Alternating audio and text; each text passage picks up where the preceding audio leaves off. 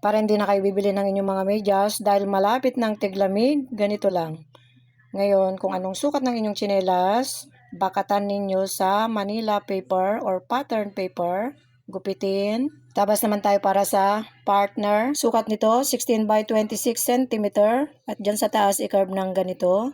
Ganun din sa baba, i-curve, gupitin. Itong ginagawa ko ay para sa akin. Ito ay sukat ko mismo.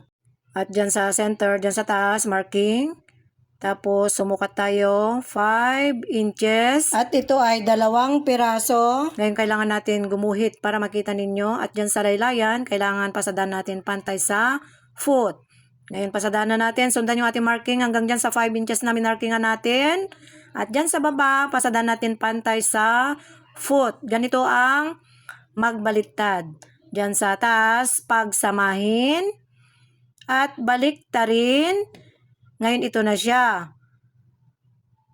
Next, ilagay ang partner kung anong sukat ng aking talampakan sa sinelas. Ilagay dyan sa gitna. Ganun din sa likod, ilagay dyan sa gitna. Tapos pasadaan pantay sa foot. Ngayon, baliktarin na natin. At ito na ang resulta. O diba, napakaganda. Kapag magbiyahe kayo, gumawa na lang kayo ng ganito mga luma ninyong tuwalya. Pwedeng gawing ganito. So hanggang dito na lang mga mamis. Bye!